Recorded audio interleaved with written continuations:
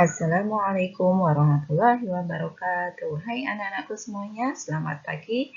Kita akan mempelajari subtema 1 pembelajaran prima muatan bahasa Indonesia IPA dan SPDB. Marilah kita mulai dengan baca basmalah. Bismillahirrahmanirrahim.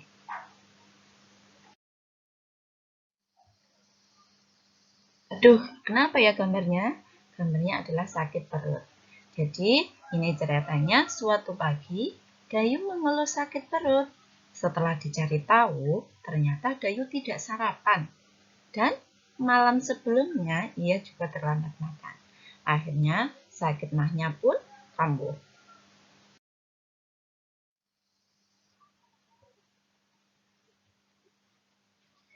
Banyak orang yang berpikir penyakit mah hanya bisa diderita oleh orang dewasa.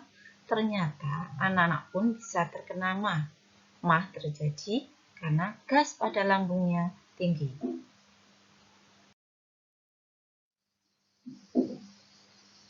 Oke, perhatikan dulu. Masih ingat ya kamu tentang organ pencernaan manusia? Ini adalah pencernaan manusia.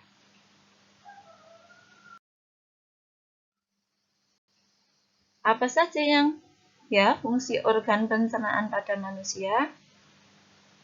Masih ingat ya yang kemarin kita sudah terangkan? Nah, fungsi organ pencernaan pada manusia kita perhatikan. Alat pencernaan manusia yang pertama adalah mulut.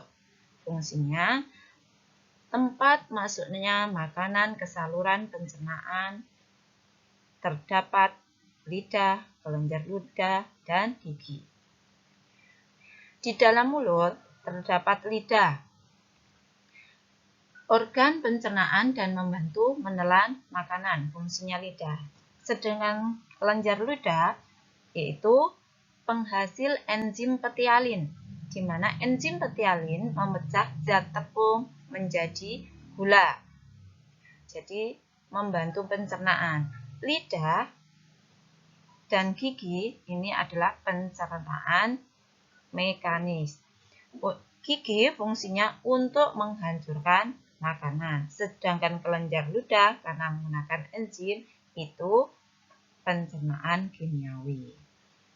Nah, ini adalah bagian-bagian gigi. Gigi taring. Gigi taring fungsinya mengoyak makanan. Nah, yang ini di depan sendiri gigi seri, itu tugasnya memotong makanan. Gigi geraham menggiling makanan. Nah, bagian-bagian gigi lebih spesifik atau lebih detailnya, perhatikan gambar di sini. Ini adalah gigi bagian bawah. Ini adalah contoh gigi, susunan gigi orang dewasa. Nah, susunan gigi orang dewasa adalah seperti ini. Di mana yang nomor 1 gigi seri, bentuknya runcing, nomor 2 gigi taring, 3 gigi geraham depan, 4 gigi geraham belakang. Sedangkan bagian-bagian dari gigi itu ada akar gigi, leher gigi, ada mahkota, email itu yang melapisi gigi yang warna putih, gusi, dan rongga. Maka kalau gigi kalian pengen awet harus dijaga. Dan biasanya jumlah gigi anak-anak itu 20 buah. Namanya gigi susu. Nah, biasanya mulai tumbuh sekitar usia 8 sampai 10 bulan. Nah, biasanya kalau sudah copot akan menjadi gigi tetap, maka harus dijaga. Nah, jumlah gigi orang dewasa adalah 32 buah. Nah, sekarang bagian mulut yang kedua yaitu lidah. Lidah fungsinya mengatur letak makanan saat dikunyah. Yang kedua, membantu menelan makanan. Yang ketiga, mengecap rasa makanan. Nah, ini diperhatikan di mana ini tugas lidah mengecap rasa makanan. Ini ada rasa asin di ujung, pahit belakang atau pangkal, manis, ya, susun sendiri, asam di samping. Nah, itu diperhatikan. Kemudian, yaitu kelenjar ludah. Fungsinya menghasilkan ludah atau air liur untuk membantu mencerna makanan di dalam mulut. Di dalam itu ada papila, ya adalah tonjolan yang terdapat di lidah. Fungsi papila menyampaikan rasa yang dikecap lidah ke otak. Nah, ini masuk di lidah ya. Di dalam ludah terdapat enzim betialin atau amilase yang fungsinya mengubah karbohidrat atau zat tepung amilum menjadi glukosa. Nah, tadi di atas sudah diterangkan. Nah, alat pencernaan manusia yang kedua yaitu kerongkongan atau esofagus, di mana kerongkongan atau esofagus yaitu saluran penghubung antara mulut dan lambung.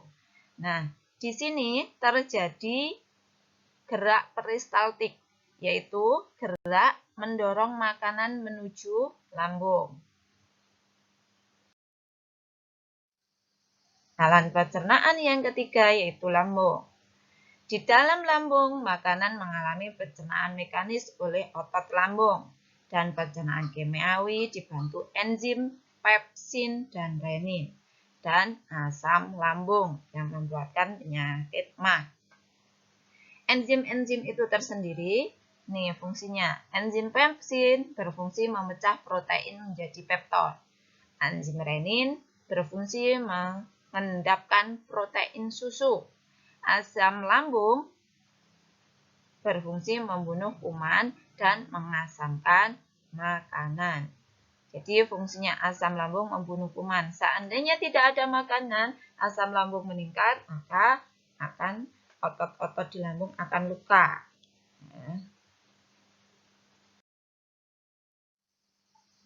Alat pencernaan selanjutnya yang keempat yaitu usus halus.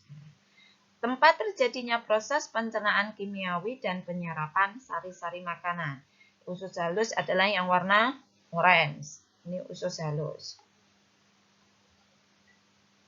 Di dalam usus halus terdapat enzim yang dihasilkan pankreas, ya, yaitu berupa amilase, menguraikan zat tepung menjadi zat gula atau glukosa.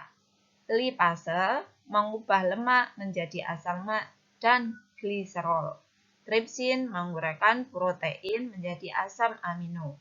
Dan cairan empedu dihasilkan di hati, disalurkan ke usus halus untuk membantu pencernaan lemak. Jadi pankreas sama hati dan empedu adalah pembantu saluran pencernaan manusia, maka perlu dijaga kesehatannya. Dan yang perlu kalian ingat bahwa di sini ada enzim, maka harus kalian hafalkan. Nah, kemudian pencernaan yang kelima yaitu usus besar atau kolon.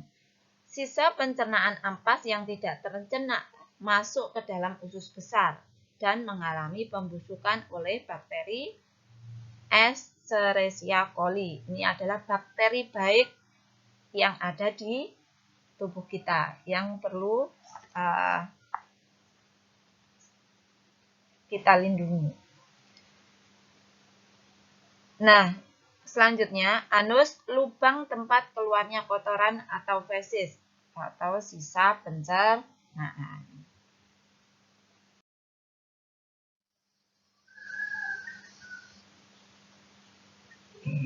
Bagaimana menjaga organ pencernaan itu penting. Oleh karena itu, banyak ajakan untuk menjaga organ pencernaan. Ajakan tersebut dapat dilakukan melalui iklan. Perhatikan gambar ini. Nah, jadi iklan di samping menjelaskan gaya hidup sehat. Makan, gosok gigi, cek kesehatan, olahraga, membersihkan lantai, membersihkan kamar mandi.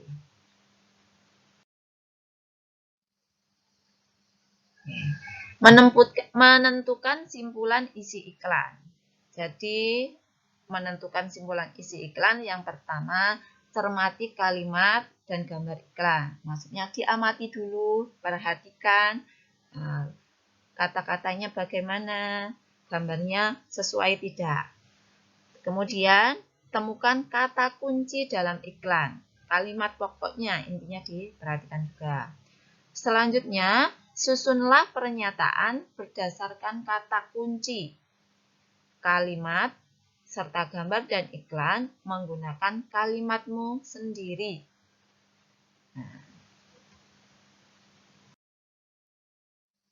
Contohnya tadi ya, iklannya ini. Kata kunci iklan.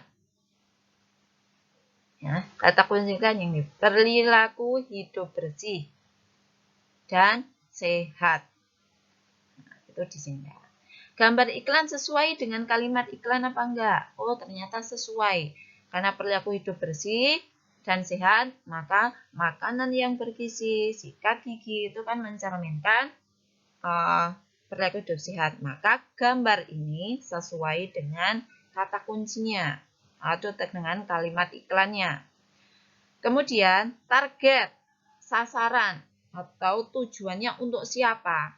Target iklan adalah seluruh masyarakat. Kemarin tadi membuat pernyataan, jadi iklan di samping menurut saya mengajak masyarakat untuk melakukan perilaku hidup bersih dan sehat. Iklan ini efektif karena memiliki gambar yang informatif serta sesuai dengan kalimat iklan.